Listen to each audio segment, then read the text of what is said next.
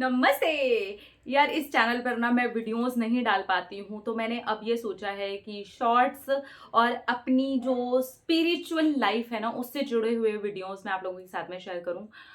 मेरी कोशिश रहेगी कि मैं ज़्यादा से ज़्यादा वीडियोस आप लोगों के साथ में शेयर कर सकूँ। आज जो मैं अपनी स्पिरिचुअल जर्नी में से एक वीडियो लेकर के आई हूँ, वीडियो शूट कर रही हूँ, वो है मेरी लाइफ में ना हनुमान जी ने एक चमत्कार किया था और ये मेरी रियल घटना है। चमत्कार है, वो बहुत बड़ा चमत्कार है, वो बहुत बड़ा मिरेकल है और मेरी ज़िंदगी बदल गई उस मिरेकल के बाद में। मैं एक टफ़ फ़ेज़ में से निकल रही थी, मैंने बहुत बार ये वाली बात आप लोगों के साथ में शेयर की है। तो जब मैं उस टफ़ फ़ेज़ में से निकल रही थी, अगर आप भी उस टफ़ फ़ेज़ में से निकल रहे हैं जहाँ पर बर्दाश्त नहीं हो रही चीज़ें, डॉक्टर के चक्कर लग रहे हैं, मैं बहुत दिन एडमिट रही थी हॉस्पिटल में।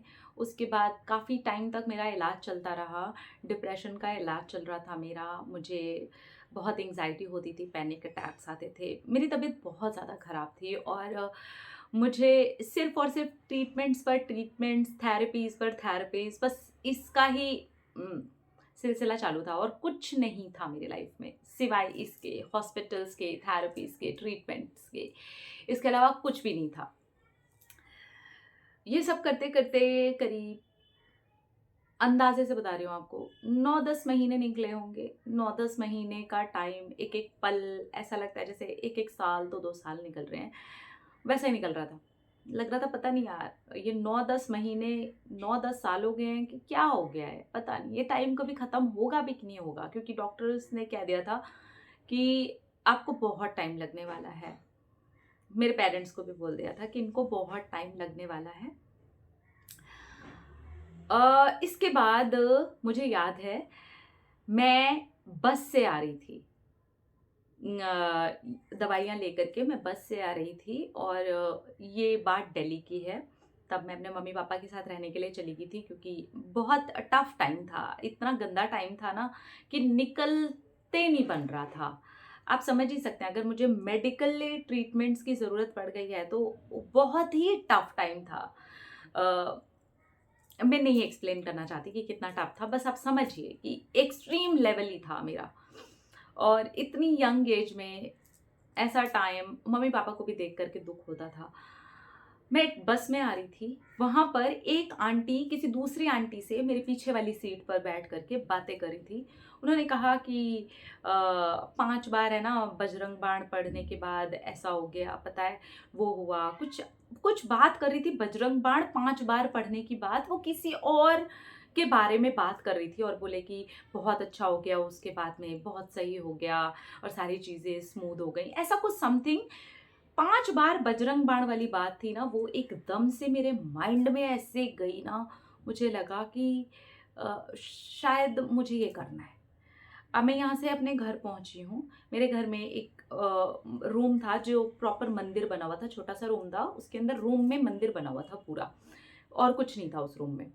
मैं उस रूम में अपने यहाँ से गई हूँ बस से और घर पहुँची हूँ, हाथ-मुँह धोया है और मैं उस मंदिर में बैठी हूँ।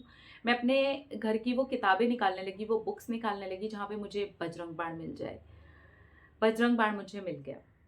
एक आरती की छोटी-सी किताब थी जिसमें बहुत सारे भगवान जी की आरती थी, उसमें बजरंग बाण मुझे मिल गया।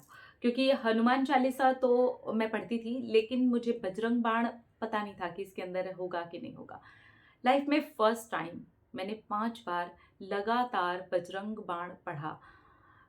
एक बार पढ़ा, फिर दूसरी बार पढ़ा, फिर तीसरी बार पढ़ा, फिर चौथी बार पढ़ा, फिर 5वीं बार पढ़ा। उसके बाद में ना मुझे संतुष्टि नहीं मिली। मुझे लगा नहीं, मुझे और करना है। मैं और करती गई, मैं और करती गई, मैं और करती गई, मैं और करती ही चली गई एंड मैं वहीं पर बैठी रही थोड़ी देर तक। जब मेरा बजरंग बाण की काउंटिंग खत्म होगी 5 बार के बाद भी मैं पता नहीं कितनी बारी उसको करते जा रही थी। करते-करते ना मेंटली थोड़ी-सी मैं सिक थी और करते-करते एक स्टेज ऐसी आ गई जब मैं रुक गई उसको करके। वो हो गया कंप्लीट, काउंटिंग नहीं पता कि कितनी हुई एंड देन मैं वहाँ थोड़ी देर बैठी हूँ मंदिर में। मुझे पूरा एकदम सीन याद है, एकदम याद है। बहुत साल पुरानी बात है डियर, ये है करीब-करीब 20 साल पुरानी बात मैं कर रही हूँ आप लोगों से। उसके बाद मैं रूम में आई, मेरी जहाँ पर सारी दवाइयाँ रखी हुई थी, जहाँ सारे पर्चियाँ रखी हुई थी, जहाँ वो एक उन्होंने फ़ाइल बनाई हुई थी और वो फ़ाइल धीरे-धीरे पेजेज़ उसमें ना बढ़ते जा रहे थे। एक के बाद एक बढ़ते जा रहे थे और मैं अपने मम्मी-पापा को ना इतने कष्ट में नहीं देख पा रही थी। मुझे लग रहा था मेरे कष्ट से कष्ट हो रहा है सबको। फिर मैंने वो सारी दवाइयाँ उठाई, सारे पेपर्स उठाए, वो फ़ाइल उठाई। मुझे नहीं पता क्या हुआ, मैंने कुछ सोचा नहीं है। क्या हुआ मुझे नहीं पता, लेकिन आज इस सारा श्रेय मैं ना हनुमान जी को देती हूँ। उसको मैंने एक झोले में भरा, इसके पहले कि मेरे मम्मी-पापा या कोई मुझे रोके या मुझे देख ले, मैं इसे फेंक देना चाहती थी। मैंने उठाया उसको, उठा कर के मैं मेरा जो दिल्ली में घर था ना, वहाँ से ऐसे गलियों में से शॉर्टकट आप मार सकते हो। बचपन से वहीं रहे हैं तो पूरे शॉर्टकट्स पता होते थे। शॉर्टकट मारते-मारते मैं गई हूँ और वहाँ पर जो खाली-खाली प्लॉट्स पड़े थे ना, आधा इधर फेंका, आधा उधर फेंका और जहाँ पे मेरा नाम और सब डिटेल्स लिखी थी ना, उसको फाड़-फूड़ करके पूरा फेंक दिया। और लकीली उसी जगह पर मुझे एक और ऐसी जगह मिल गई जहाँ पर थोड़ी-सी आग टाइप की किसी ने कूड़ा जला रखा था। उस कूड़े के अंदर मैंने अपनी सारी फाइल, पर्चियाँ-वर्चियाँ जो फाड़ी हुई थी ना वो भी फेंक दी। उसके बाद में मैं घर आई हूँ और मैंने घर आकर के बोला कि मेरी टिकट करा दो, मुझे मुंबई जाना है और बस। इसके बाद मेरा स्ट्रगल खत्म नहीं हुआ था, लेकिन इसके बाद है ना मेरी ये दवाइयाँ खत्म हो गई थी। इसके बाद धीरे-धीरे रास्ते खुले हैं, लेकिन वो तुरंत नहीं खत्म हुआ था स्ट्रगल। जो लाइफ़ का स्ट्रगल चल रहा था, जो पेनफुल पीरियड था, वो मेरा मुंबई आने के बाद में भी कुछ अच्छा खासा टाइम तक वो जारी रहा था। लेकिन येस, ट्रीटमेंट से मुक्ति मिल गई थी मुझे। उस दिन वो जो विचार पक्का हुआ है ना कि मुझे फेंकना है, उसके बाद से लेके आज तक भी मेरा बेटा हुआ है, बस उस टाइम पर मैंने एलोपैथिक टैबलेट्स खाई हैं या कभी एकदम सीवियर कुछ ऐसा हो जाता है कि बहुत कफ हो गया है या कुछ ऐसा हो गया है कि मुझे टैबलेट लेनी पड़ी है, तभी मैं लेती हूँ। अदरवाइज़ मुझे एलोपैथिक टैबलेट लेते ही बहुत ज़्यादा नींद आने लगती है। तो इसलिए उसके बाद सोचिए इतने सालों के गैप में जब मेरा बेटा हुआ है, वो पेट में था, तभी मुझे जो भी ट्रीटमेंट्स दिए जा रहे थे डिलीवरी के दौरान भी जो दवाइयाँ थीं या पूरे 9 महीने में भी जो टैबलेट्स थीं, वो मैंने ली है, वो मैंने पूरे कोर्स को किया है। परम के होने के बाद में भी जो मैंने दवाइयाँ ली हैं, लेकिन ना तो उस दिन के बाद जब मैंने फेंकी है, प्रॉब्लम हो रही थी, नींद आने में भी दिक्कत हो रही थी, लेकिन पता नहीं ऐसा कौन-सा विचार मेरे अंदर पक्का हो चुका था, मुझे नहीं लेना है। मैं पूरी ज़िंदगी हॉस्पिटल में इस तरीके से मेंटल बन के चक्कर ही काटती रहूँगी क्या?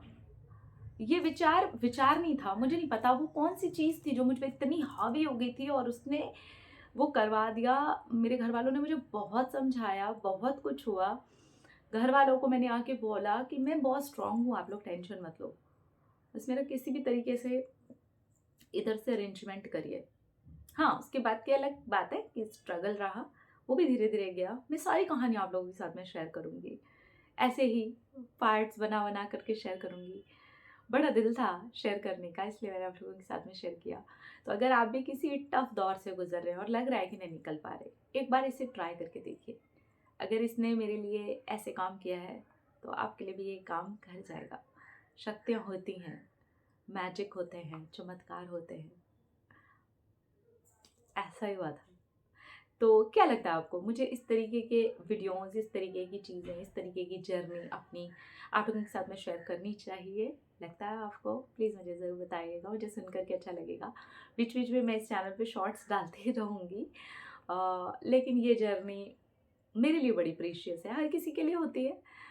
जब उसको लगता है कि वो बड़े टफ टाइम में से बहुत स्ट्रॉन्ग होकर के निकला है, तो धीरे-धीरे करके उसके लिए वो जर्नी बहुत प्रीशियस हो जाती है, क्योंकि उसको अपने बारे में और भी बहुत सारी ऐसी चीज़ें होती हैं जिसके बारे में उसे पता चलता है, जो उसे पहले नहीं पता होता है।